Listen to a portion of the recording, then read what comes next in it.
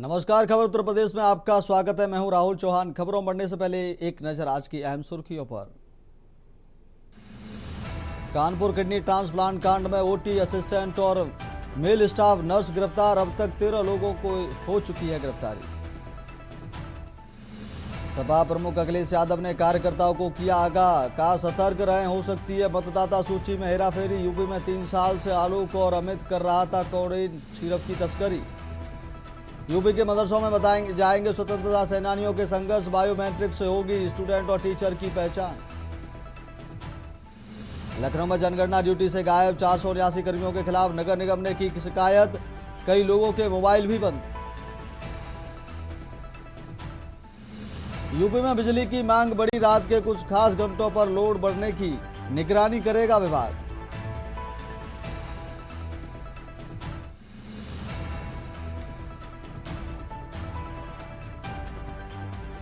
UP में बिजली की मांग बढ़ी। आप देख रहे हैं के न्यूज, खबरों का सारथी। रुक करते सीधा खबरों का।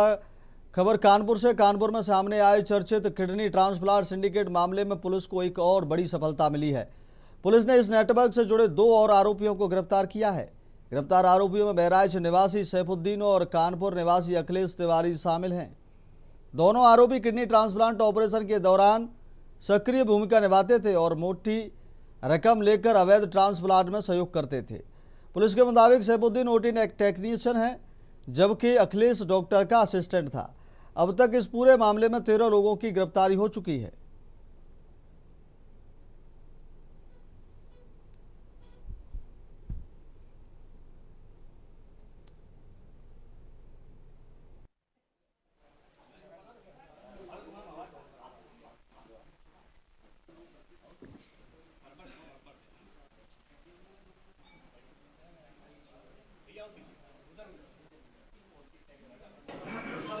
देखिए, अभी तक इस इलीगल किडनी ट्रांसप्लांट रैकेट में अभी तक कुल 11 अभियुक्तों की पूर्व में गिरफ्तारी हो चुकी थी और लगातार विवेचना प्रचलित थी, साक्ष्य संकलन की कार्रवाई की जा रही थी और जो अन्य बचे हुए मुलजिम थे उनकी गिरफ्तारी का प्रयास किया जा रहा था। इसी क्रम में आज 2 अभियुक्तों की गिरफ्तारी थाना क्षेत्र रावतपुर से गीता नगर क्रॉसिंग के पास से की गई है। अखिलेश तिवारी और सैफुद्दीन, ये दोनों अभियुक्त हैं, अखिलेश तिवारी और ये सैफुद्दीन। अखिलेश तिवारी जो इसने जीएनएम नर्सिंग का कोर्स किया हुआ है ग्वालियर से। ये दोनों ही फ्रीलांसर हैं। सैफुद्दीन जो है वो ओटी टेक्नीशियन है। ये लोग भी अलग अलग जगहों पर ओटी की सुविधा प्रोवाइड करते हैं। रुक कर लेते अगली खबर की ओर। मैनपुरी पहुंचे प्रदेश के पर्यटन मंत्री जयवीर सिंह ने शनिवार को देश और प्रदेश की राजनीति से लेकर पेपर लीक, बिजली संकट और वैश्विक ऊर्जा समस्या तक कई बड़े मुद्दों पर खुलकर बयान दिए। उन्होंने आम आदमी पार्टी पर तीखा हमला बोलते हुए कहा कि जिस तेजी से पार्टी खड़ी हुई थी उसी तेजी से अब खत्म होने की ओर बढ़ रही है। उन्होंने कहा कि पार्टी के अपने ही लोग अब उसके खिलाफ बोल रहे हैं क्योंकि उनके साथ विश्वासघात हुआ है। झूठे दावों और तेज राजनीतिक उछाल पर खड़ी होने वाली पार्टियां जल्द समाप्त हो जाती हैं और ज़्यादा टिक नहीं पाती हैं, जल्द जमींदोज हो जाती हैं।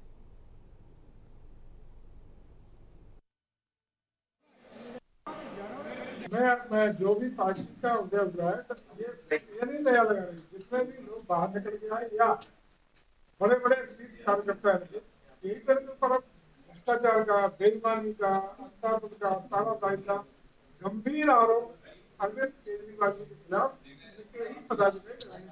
बिहार में तेजस्वी यादव सरकार पर जो है सो फेक इनकाउंटर, जात पूछ करके पुलिस कार्य कर रही है, इनकाउंटर कर रही है, ऐसे सवाल उठा रहे हैं।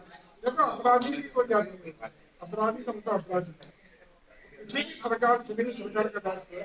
अपराध अपराधी के खिलाफ उसी तरह से कार्रवाई करें, ध्यान तो धर्म फर्क के आधार पर।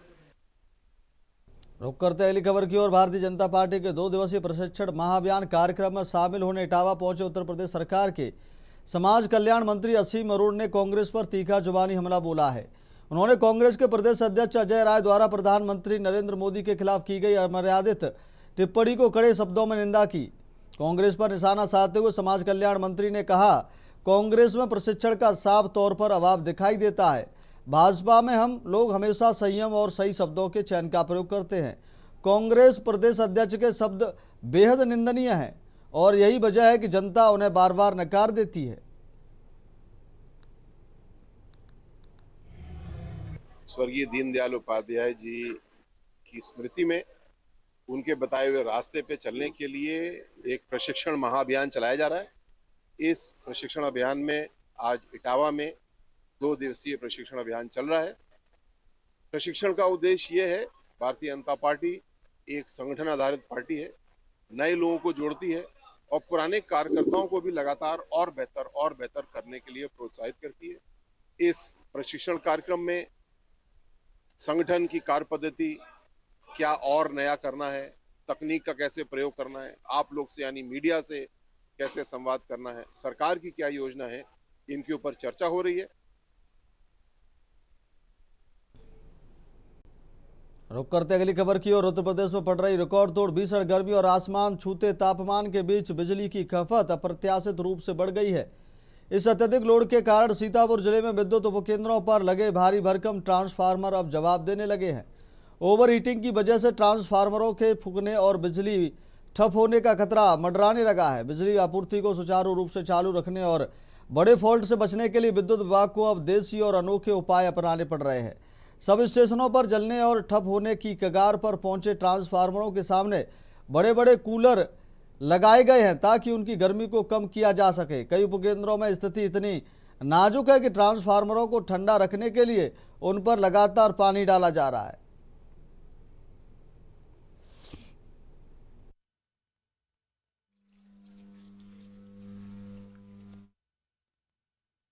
अगली खबर उत्तर प्रदेश के बिजनौर जिले से एक बेहद सकारात्मक और अनुकरणीय तस्वीर सामने आई है। ईंधन बचाने और पर्यावरण को सुरक्षित रखने के उद्देश्य से जिलाध्यक्ष संजय कुमार के नेतृत्व में कई अन्य न्यायिक अधिकारियों ने एक अनोखी पहल की। शनिवार को सभी जज अपने सरकारी वाहनों को छोड़कर आवास से पैदल ही जिला न्यायालय के लिए रवाना हुए। यह खास कदम प्रधानमंत्री नरेंद्र मोदी द्वारा देशवासियों से ईंधन बचाने और पर्यावरण संरक्षण में योगदान देने के आह्वान के बाद उठाया गया है। सार्वजनिक परिवहन, पब्लिक ट्रांसपोर्ट के उपयोग को बढ़ावा देने और निजी वाहनों को निर्भरता काम करने का संदेश देने के लिए जजों ने खुद पैदल चलकर समाज के सामने एक मिसाल पेश की।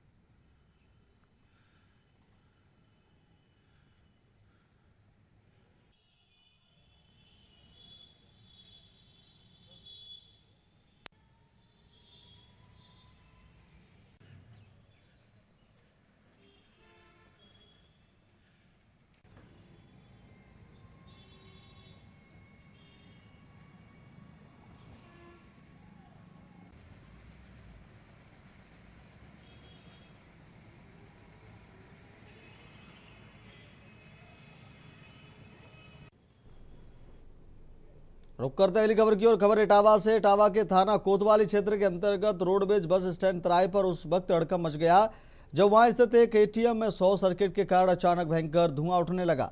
हालांकि मौके पर मौजूद लोगों और प्रशासनिक टीम की त्वरित कार्रवाई के चलते एक बड़ा हादसा होने से बाल टल गया और लाखों रुपए का नुकसान होने से बचा लिया गया। एटीएम से भारी मात्रा में धुआं निकलता देख वहां मौजूद एक स्थानीय पत्रकार ने बिना देरी किए तुरंत फायर सर्विस और कोतवाली प्रभारी को इस घटना की सूचना दी। सूचना मिलते ही स्थानीय पुलिस और दमकल विभाग की टीम पूरी मुस्तैदी के साथ मौके पर पहुंच गई। दमकल कर्मियों ने बिना वक्त गवाए स्थिति को संभाला और शॉर्ट सर्किट से बढ़ रही आग की संभावना को पूरी तरह खत्म कर दिया।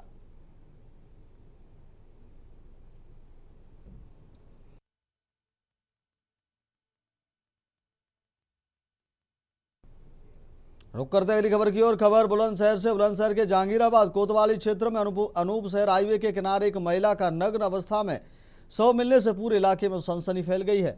सबको देखने से अंदेशा लगाया जा रहा है कि महिला की हत्या कहीं और की गई और पहचान छुपाने के उद्देश्य से शव को यहां लाकर फेंका गया है। जानकारी के मुताबिक जहांगीराबाद कोतवाली क्षेत्र के अंतर्गत आने वाले गांव सरगमा के पास हाईवे किनारे राहगीरों ने एक महिला का शव देखा। प्रथम दृष्टया देखने से शव कई दिन पुराना प्रतीत हो रहा है। सुनसान इलाका होने के कारण आरोपियों ने शव को ठिकाने लगाने के लिए इस जगह को चुना। घटनास्थल की संवेदनशीलता को देखते हुए फोरेंसिक टीम को भी मौके पर बुलाया गया। फॉरेंसिक एक्सपर्ट्स ने डॉग स्क्वाड के साथ मिलकर घटनास्थल और आसपास के इलाके में अहम साक्ष्य सबूत जुटाने शुरू कर दिए हैं।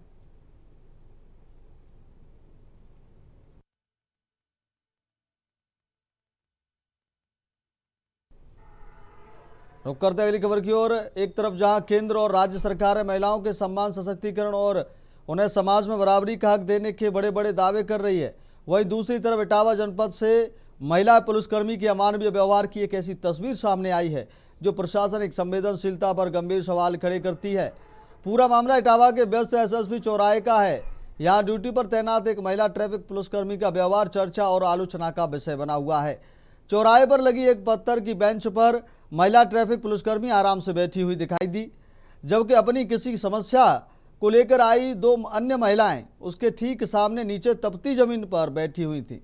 हैरानी और दुख की बात यह रही कि जिस पत्थर की बेंच पर पुलिसकर्मी बैठी थी उसका आधा हिस्सा पूरी तरह खाली था। इसके बावजूद महिला पुलिसकर्मी ने मानवता के नाते भी उन महिलाओं को अपने पास बेंच पर बैठने के लिए नहीं कहा। इस पूरे दृश्य को जहां वहां मौजूद एक स्थानीय पत्रकार ने अपने कैमरे में कैद करना शुरू किया तो महिला ट्रैफिक पुलिसकर्मी की संवेदनहीनता और ज्यादा उजागर हो गई। खुद का वीडियो बनता देख और अपनी पोल खुलती भांपकर महिला पुलिसकर्मी ने जमीन पर बैठी महिलाओं को सम्मान देने के बजाय या बेंच पर बैठाने के बजाय तुरंत उन्हें अपने सामने से ही हटा दिया।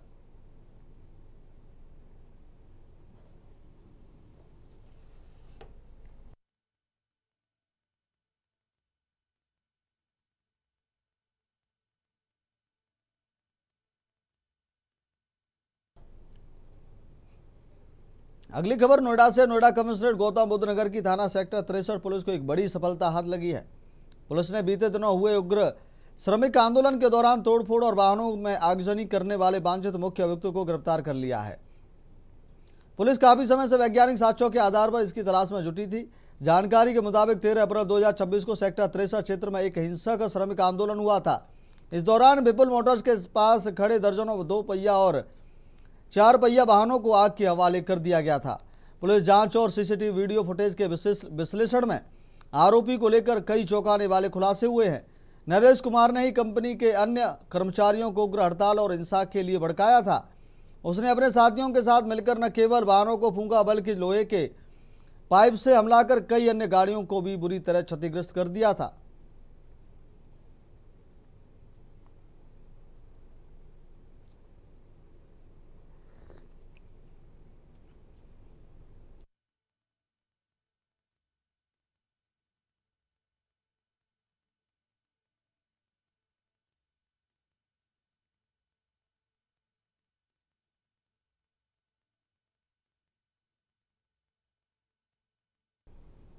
खबर की ओर। खबर अमेठी से। अमेठी जनपद में भीषण गर्मी के बीच आम जनता को चौतरफा संकट का सामना करना पड़ रहा है। एक तरफ जहां अघोषित बिजली कटौती ने लोगों का जीना मुहाल कर दिया है, वहीं दूसरी तरफ पेट्रोल डीजल के लगातार बढ़ते दामों और रसोई गैस की उपलब्धता में आ रही कमी ने आम आदमी की कमर तोड़ दी है।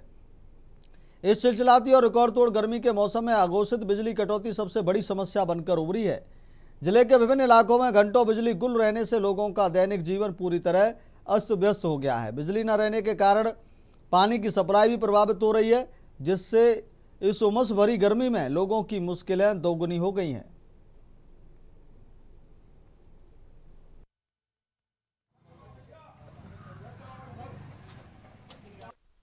अघोषित बिजली कटौती, लगातार बढ़ते डीजल पेट्रोल के दाम और एलपीजी गैस की उपलब्धता में आ रही कमी ने आम लोगों की मुश्किलें बढ़ा दी हैं।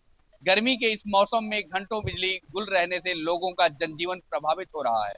फिलहाल व्यापार, पढ़ाई और घरेलू कामकाज सभी पर इसका सीधा असर पड़ रहा है। वहीं दूसरी ओर पेट्रोल और डीजल की कीमतों में लगातार तीसरी बार बढ़ोतरी होने से परिवहन खर्च बढ़ गया है, जिसका असर रोजमर्रा की वस्तुओं की कीमतों पर भी दिखाई दे रहा है और रसोई गैस की आपूर्ति और कीमत को लेकर भी उपभोक्ताओं में चिंता बढ़ती जा रही है। और जानेंगे कि किस प्रकार वो बिजली की समस्या को वर्तमान में फेस कर रहे हैं। वे बिजली की किस प्रकार की समस्या आ रही है? शहर में तो बिजली कटौती हो रही है, बीच बीच में काफी कट है, लेकिन गांव में अघोषित कटौती हो रही है। इस चिलचिलाती धूप में गांव में लाइट रहती है, शाम के टाइम नहीं रहती है। अघोषित कटौती का मतलब अगर एक बार खराब हो गया तो आज पता लगेगा 5 दिन तो बनाने ही नहीं आ रहे हैं उसे। और क्या जानना है? बस यही सारे मुद्दे हैं, जैसे जानना है इसके बारे में, जैसे किसी अधिकारी से अभी जैसे डीजल का दाम आप बताए, डीजल पेट्रोल का तीसरी बार दाम बढ़ा। अगर इन्हें बढ़ाना ही है तो एक ही बार बढ़ा लें। इससे क्या होता है कि हम लोगों को प्रॉब्लम से गुजरना पड़ रहा है, आर्थिक प्रॉब्लम तो हो ही रहा है और समस्याओं से गुजरना पड़ रहा है। गैस सिलेंडर इनका मिल नहीं रहा है, बहुत बुरा हाल है। और खास तौर से ग्रामीण जनता का, चूंकि हम लोग ग्रामीण क्षेत्र से बिलोंग करते हैं, ऐसे में जब लाइट कट जाती है, खास तौर से शाम को या रात में, तो लोग बहुत परेशान हो जाते हैं। जहां छांव में बैठना मुश्किल है, वहां बिना लाइट के रह पाना व्यक्तियों के लिए एक बहुत, समझ लीजिए, बड़ी समस्या है। साथ ही दूसरी सबसे बड़ी समस्या गैस की है। गैस, ये समझ लीजिए कि कभी डीएसी नहीं जनरेट हो रही है, तो कभी एजेंसियों पर पर्याप्त सिलेंडरों की उपलब्धता नहीं है, लोग परेशान हैं। जी बिल्कुल। देखिए अभी कुछ ये जो लोग थे ये बता रहे थे अपनी समस्याओं के बारे में, चाहे वो गैस सिलेंडर की समस्या हो या डीजल पेट्रोल की लगातार कीमतों में बढ़ती उछाल हो या फिर जो बिजली की अघोषित कटौती है। निश्चित रूप से भाई साहब ने अभी ये भी बताया कि जो क्षेत्रीय नेता हैं वो भी इसमें हाथ नहीं बटा रहे हैं। तो कहीं ना कहीं देखा जाए अगर, तो इस समय जो ग्रामीण जनता है, शहरी जनता है, तो निश्चित रूप से वो सिलेंडर, डीजल पेट्रोल और विद्युत की अघोषित कटौती से जूझ रही है। राघवेंद्र पांडे। वक्त हो गया छोटे से ब्रेक का। ब्रेक के बाद जल्द खबरों में लौटेंगे।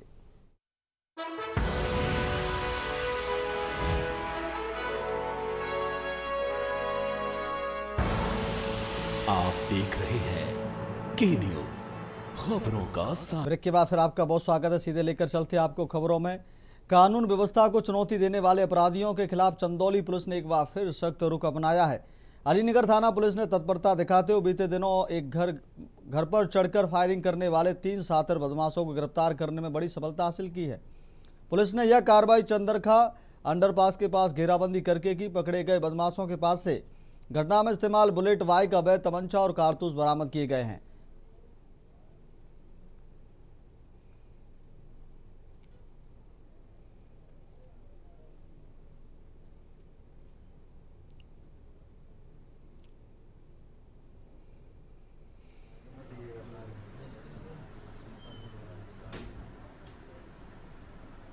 दिनांक 17/5/2026 को ग्राम खजूर गांव में एक रितेश पासवान नामक व्यक्ति को 2 बाइक पे सवार होकर 5 व्यक्ति जाकर वहां पे गोली चलाए थे उसके ऊपर, जान से मारने के लिए। उसी घटना में थाना अलीनगर पर गंभीर धाराओं में अभियोग पंजीकृत हुआ था, जिसमें नामजद अभियुक्त अंकित यादव, रवि यादव तथा मृत्युंजय को आज अलीनगर पुलिस द्वारा गिरफ्तार किया गया है, जिनके कब्जे से उस घटना में प्रयुक्त बुलेट मोटरसाइकिल तथा 1 अदद तमंचा बरामद हुआ है। शेष अन्य 2 अभियुक्तों की तलाश की जा रही है। रुक करते अगली खबर की ओर। फिरोजाबाद के थाना नंगला खंगार क्षेत्र के कोटरा में उस समय हड़कंप मच गया जब एक युवक का शव मक्का के खेत में पड़ा मिला। सूचना पर ग्रामीणों की भीड़ मौके पर जमा हो गई तथा परिजनों में कोहराम मच गया। प्राप्त जानकारी के अनुसार 28 वर्षीय विपिन कुमार कश्यप बीते 21 मई 2026 से लापता था। लगातार 2 दिन तक खोजबीन करने के बाद शनिवार सुबह विपिन का शव पापरी गांव स्थित कालीचरण के मक्का के खेत में सड़क किनारे पड़ा मिला। शव मिलने की सूचना से पूरे गांव में सनसनी फैल गई। बताया गया कि शव घर के करीब 400 मीटर दूरी पर मिला। मृतक विपिन मजदूरी कर अपने परिवार का पालन पोषण करता था।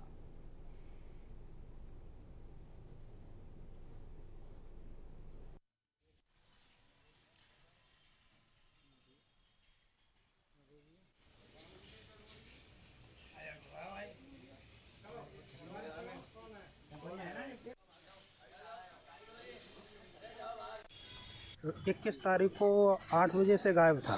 क्या तो नाम है आपका? वो मेरा नाम है रवि कुमार, कोटरा गांव से हूँ, कोटरा ठार से, थाना नंगला। विपिन कुमार मेरे भाई का नाम है। लगभग करू नाम का लड़का नंगला धानी का रहने वाला, वहाँ पे ठीक है। तो उसने दारू आलू पिलाई, पी है, और उसने भी पी है और उसको भी पिलाई है, और लेके फिर उसे पूछा है तो बोला कि मैंने तो उसको यही कोटरे वाली रोड पे ही छोड़ दिया है, मनोज के घर के इर्द गिर्द में। तो उसके बाद ढूंढा ढकोरी करी है, लेकिन आज सुबह के लगभग बॉडी मिली है। रुक करते अगली खबर की ओर। उत्तर प्रदेश के मुरादाबाद में बढ़ती महंगाई और जन विरोधी नीतियों के विरोध में समाजवादी पार्टी सरकार के खिलाफ चौतरफा मोर्चा खोल दिया है। से आक्रोशित कार्यकर्ताओं का एक विशाल सैलाब कलेक्ट्रेट के लिए रवाना हुआ। पूर्व विधायक ने वर्तमान पक्ष पर कई संगीन आरोप लगाते हुए व्यवस्था को पूरी तरह विफल बताया। कलेक्ट्रेट परिसर को में तब्दलते हुए सपा नेता पर घेराव किया और तीखी नारेबाजी की। प्रदर्शनकारियों का आरोप है कि बेकाबू महंगाई ने आम आदमी का जीना मुहाल कर दिया है और सरकार के मुद्दों पर पूरी तरह संवेदनहीन बनी हुई है। इस उग्र प्रदर्शन के बाद राज्यपाल को संबोधित एक सख्त मांग पत्र प्रशासन को सौंपा गया, जिसमें तुरंत सुधारात्मक कदम उठाने की चेतावनी दी गई है।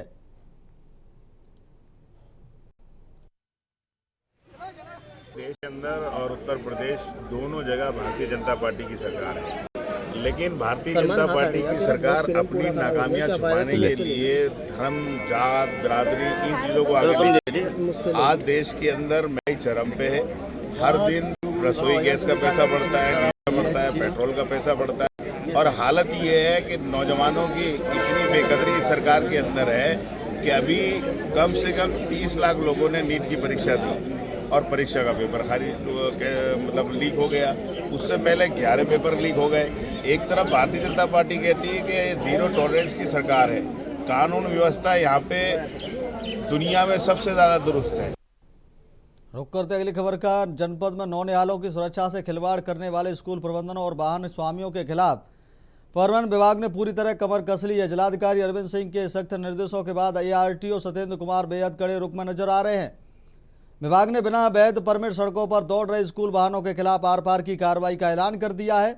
ARTO सत्येंद्र कुमार ने चौंकाने वाला खुलासा करते हुए बताया कि जनपद के 57 ऐसे स्कूलों को चिन्हित किया गया है जिनके वाहनों के फिटनेस और परमिट की अवधि समाप्त हो चुकी है।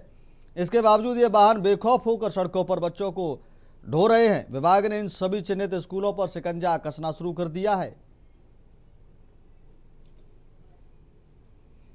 एटा में अभी तक जो है 57 ऐसे विद्यालय हैं जिनके परमिट एक्सपायर हो गए हैं और 42 विद्यालय ऐसे हैं जिन्होंने अभी तक परमिट नहीं लिए हैं। तो इन पर हम लोग लगातार कार्रवाई कर रहे हैं और अभी तक हम लोगों ने 50 से ऊपर वाहनों का चालान किया है। 32 मैंने वाहन बंद किए हैं और लगातार लोग जो है परमिट ले रहे हैं। लेकिन मेरा सभी अभिभावकों से यह अनुरोध है कि जो भी विद्यालय परमिट के लिए जो है अगर एक्टिव नहीं है उन स्कूलों में अपने बच्चों को ना पढ़ाएं, क्योंकि ऐसे में जो है बच्चों की जो है सुरक्षा से खिलवाड़ कर रहे हैं विद्यालय वाले। ऐसे में आप ऐसे स्कूल में बच्चों को पढ़ाएं जिनके विद्यालय वाहन फिट हो और उन्हीं से अपने बच्चे भेजें। रुक करते अगली खबर का। कानपुर देहात से जहां गंगा दशहरा पर्व के दौरान सुरक्षा के पुख्ता इंतजाम करने में प्रशासनिक व पुलिस अमला अलर्ट मोड पर है। SP श्रद्धा नरेंद्र पांडे के निर्देशन में जिले के 10 खतरनाक घाटों को चिन्हित कर वहां स्नान करने पर पूरी तरह से रोक लगा दी गई है। साथ ही स्नान के दौरान डूबने से जनहानि रोकने को प्रतिबंधित किए जाने घाटों पर 35 चेतावनी बोर्ड लगाते हुए सुरक्षा बैरिकेडिंग भी कराई जा रही है। पुलिस प्रशासन ने आम जनता से अपील की है कि वे किसी भी अप्रिय घटना से बचने के लिए केवल सुरक्षित और निर्धारित घाटों पर ही स्नान और पूजा अर्चना करें।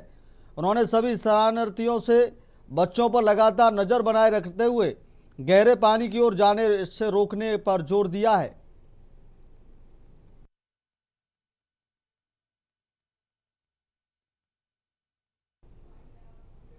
फिलहाल खबर उत्तर प्रदेश में मेरे साथ इतना ही। देखते रहिए के न्यूज इंडिया। नमस्कार। गोल्डी मसाले लाए हैं फ्रेश लॉक टेक्नोलॉजी जो रखे मसालों को हर समय फ्रेश। गोल्डी मसाले।